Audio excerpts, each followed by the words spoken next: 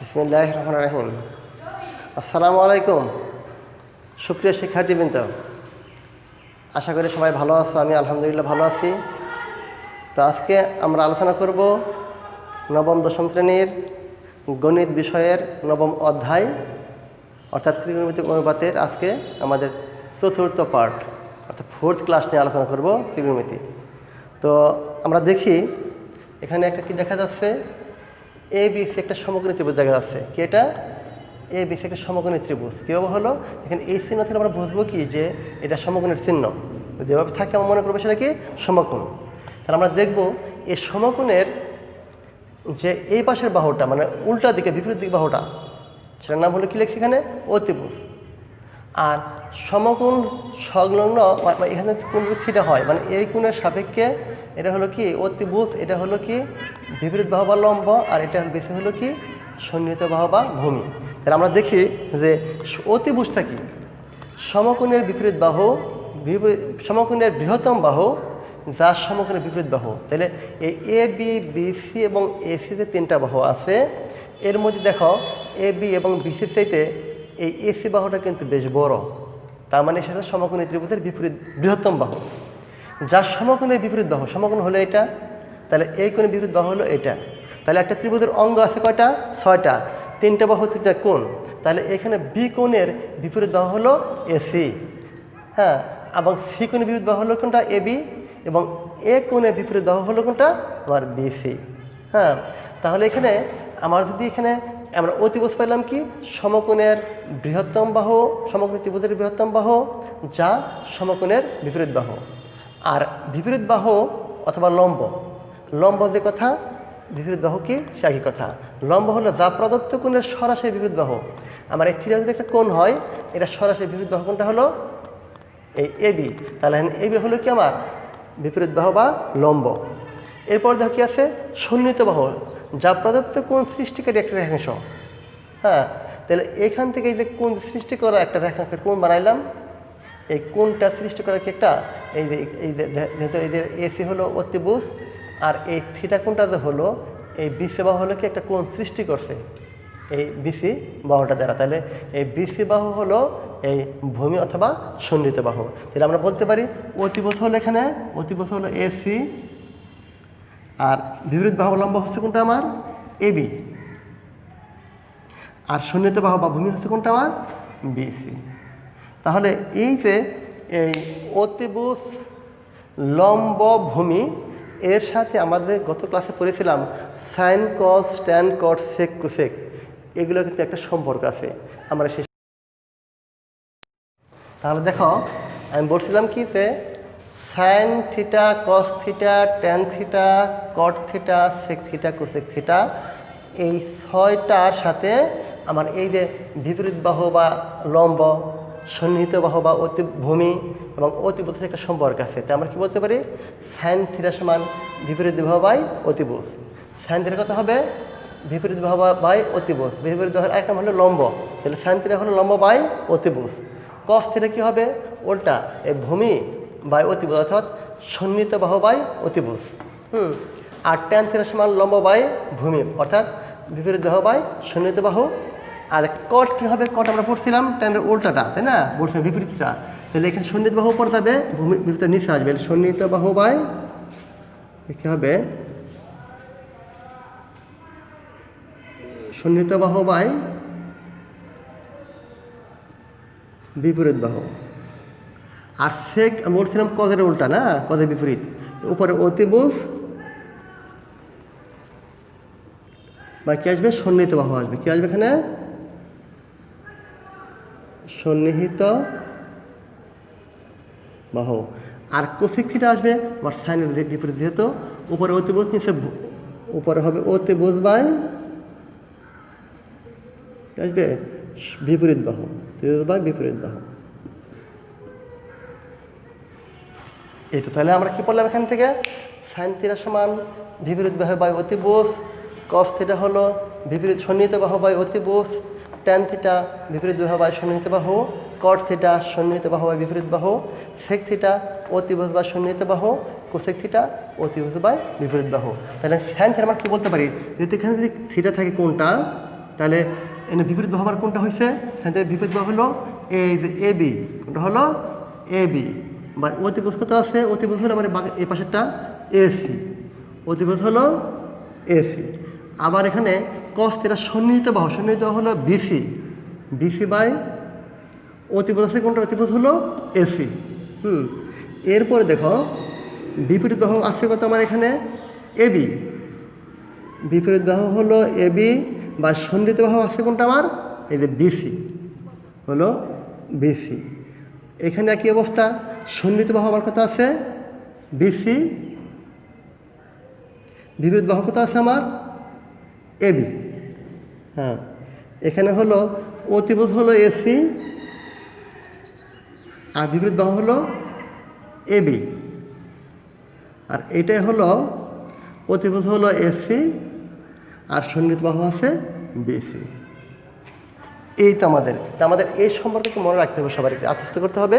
Sine theta বিপরীত বাহু by অতিভুজ, কস থিটা সন্নিহিত বাহু বাই অতিভুজ, আর ট্যান থিটা বিপরীত বাহু বাই সন্নিহিত বাহু। আমি যদি এই তিনটা মনে রাখতে পারি তাহলে বাকি তিনটা কিন্তু অলরেডি আমি পাইতে পারি, কারণ ট্যানের ওটা হলো কট, আর কজের ওটা হলো সেক, আর সাইনের ওটা হলো কোসেক। ঠিক আছে? আচ্ছা, এরপরে দেখো এতক্ষণ আমরা আলাপ করলাম এই সি কোণের সাপেক্ষে আলাপ করলাম। এটা ছিল ভূমি, এটা অতিভুজ, এটা হলো লম্ব।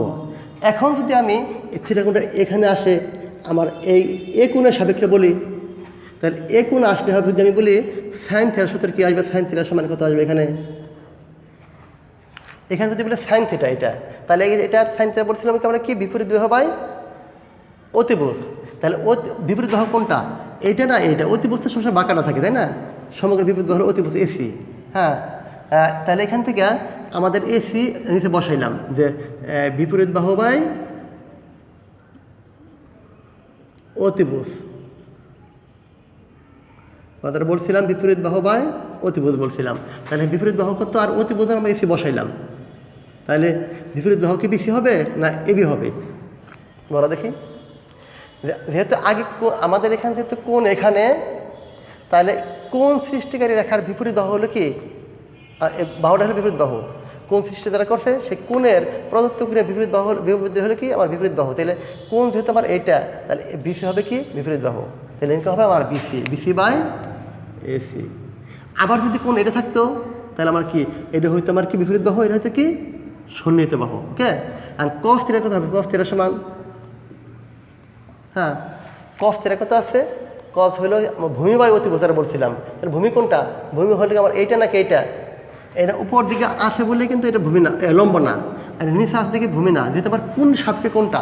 যেহেতু থিটা কোণ আমার এটা এ কোণের সাপেক্ষে বলছি আমরা, সেহেতু এইটা হবে ভূমি, এটা হবে কি? লম্ব, এটা অতিভুজ হবে। তাহলে এখানে আমার এই যে ভূমি হবে এ বি বাই অতিভুজ হলো কোনটা? আমার অতিভুজ হলো এসি। ট্যান থিটা কী হবে আমার এখানে? লম্ব বাই ভূমি, লম্ব হবে কোনটা?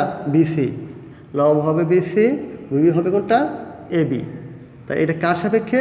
এটা কিন্তু আমার এই যে এই কোণটার সাপেক্ষে।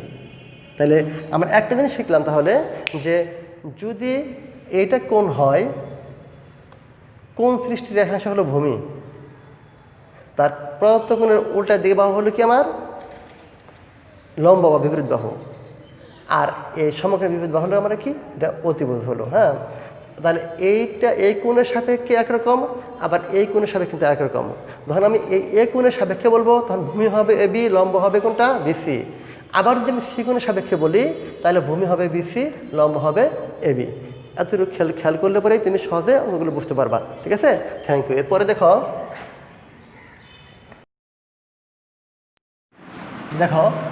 এখন কি লেখা আছে? এখানে ত্রিকোণমিতিক অনুপাতগুলোর মান একটা চার্টে দেওয়া আছে। এখানে সাইন কস, ট্যান কট, সেক, কুসেক প্রত্যেকটা 0 ডিগ্রি, 30 ডিগ্রি, 45 ডিগ্রি, 60 ডিগ্রি এবং 90 ডিগ্রি মান দেওয়া আছে।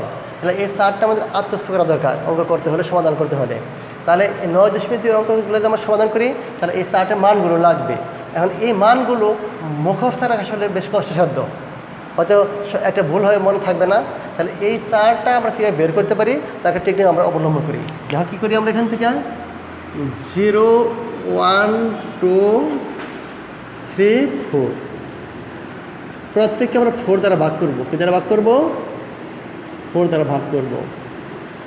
হ্যাঁ, প্রথমে 4 দিয়ে ভাগ করলাম, আমার সবগুলো বর্গমূল করব। কি করব? বর্গমূল। হ্যাঁ, দেখো তো কী হলো। আমি আবার বলছি, আমি কি লেখলাম এখানে 0 1 2 3 4 প্রত্যেককে 4 দ্বারা ভাগ করলাম এবং প্রত্যেকগুলো বর্গমূল করলাম। এখন দেখো আমরা আরেকটা জিনিস দেখি, 0 বাই কোনো সংখ্যা মানে কি?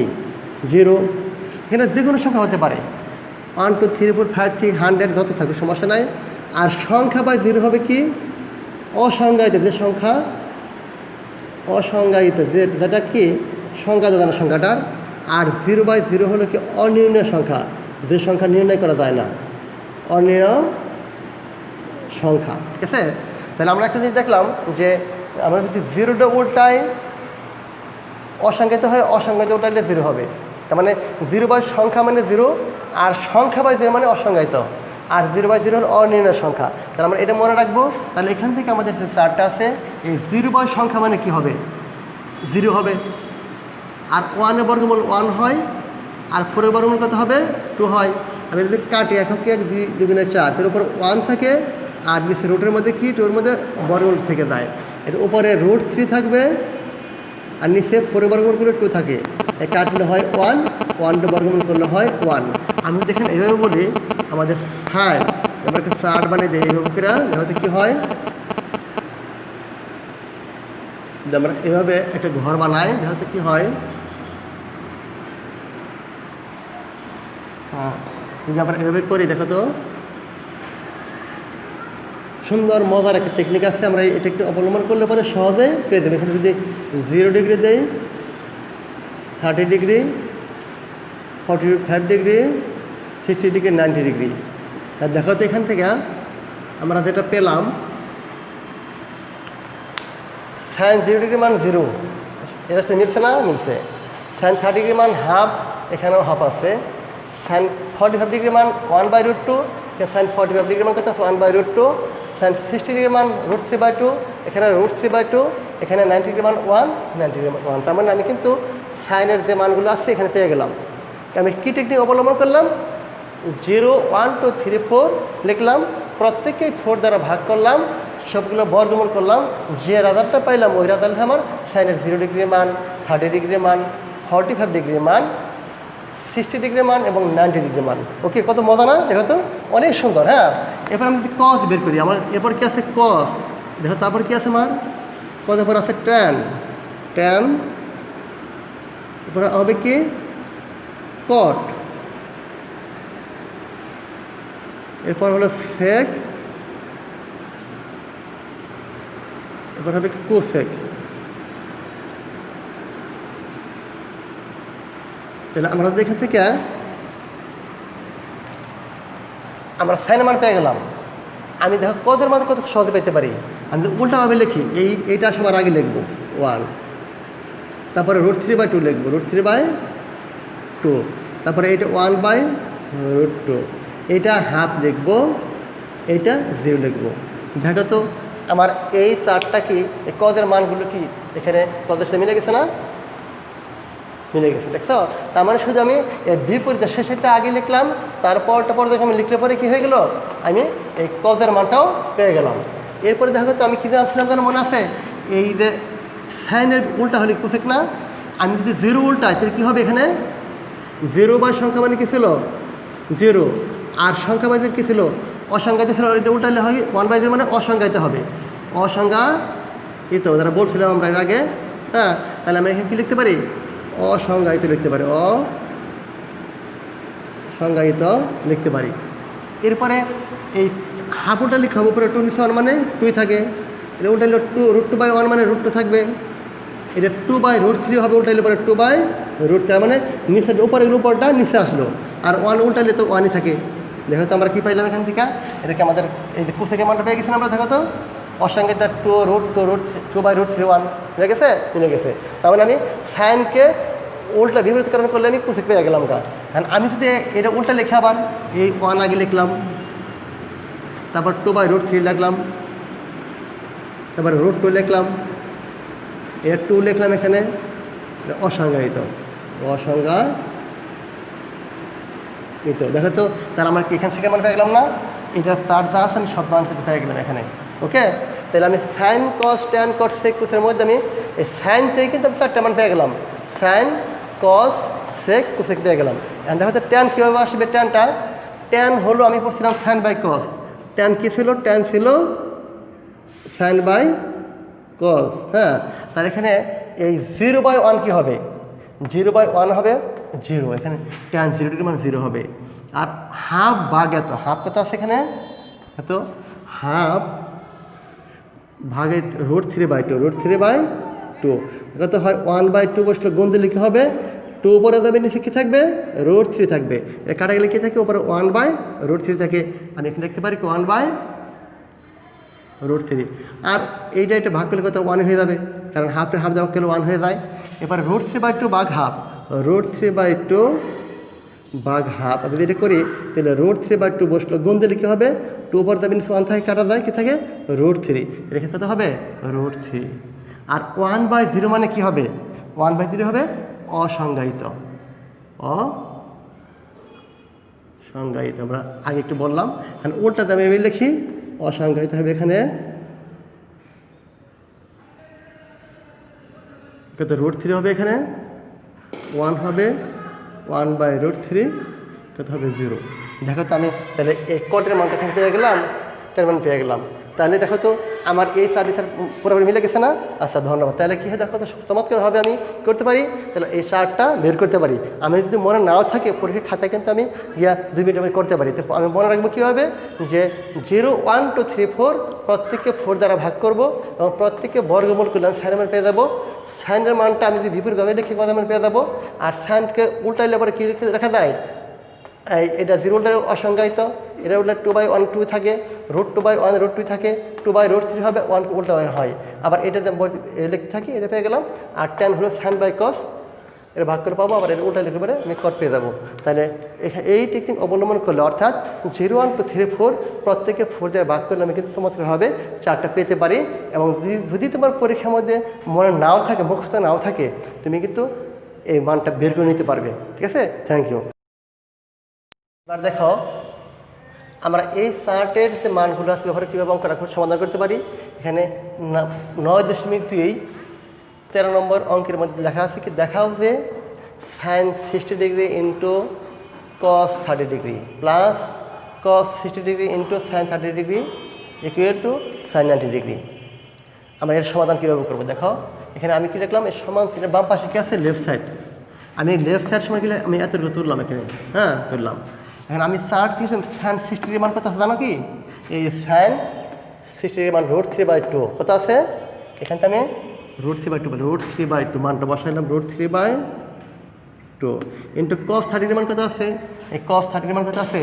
√3/2 প্লাস কস 60 ডিগ্রি মান কত আছে?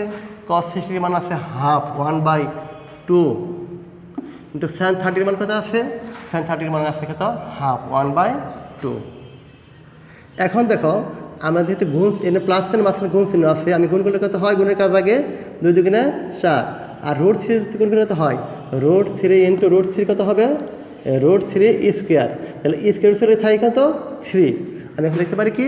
3 প্লাস উপরে 1 থাকে, 2 2 4 মানে 4 হয়। তাহলে 4 আর 4 লসাগু 4, 3 প্লাস 1 কত হয়? 4/4 কত হবে? 1 হবে। ঠিক আছে, এরপর আমি দেখি ডান পক্ষ দেখি, রাইট সাইড দেখি, কী লিখবো আমি? রাইট সাইড কী লেখা আছে? এখানে সাইন 90 ডিগ্রি, সাইন 90 ডিগ্রি। এখানে সাইন 90 ডিগ্রি মান কত আছে? এখান থেকে এই সাইন 90 ডিগ্রি মান কত আছে? 1 আছে, 1 বসাইলাম। আমার লেফট সাইডে পাইলাম আমি কত? 1, রাইট সাইড পেলাম 1। সুতরাং আমি কী লিখতে পারি?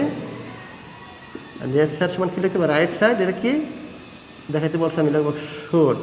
ঠিক আছে, তাহলে কত চমৎকারভাবে আমরা যদি এই মানটা যদি আমি জানা থাকে, এই চার্টের মানগুলো জানা থাকলে পরে আমি কিন্তু অঙ্কটা সহজ করতে পারি। হ্যাঁ, মানটা বসাবো, গুণ করলাম, রসায়ন করলাম, মানগুলো হয়ে গেল। হ্যাঁ, থ্যাংক ইউ সবাইকে। তো আজকের মতো এই ক্লাস এখানে শেষ করছি। এই চার্ট ব্যবহার করে এই ইনশাআল্লাহ আগের ক্লাসে আমরা আবার কিছু সমাধান করব। সবাইকে ধন্যবাদ, সবাই সুস্থ থাকো।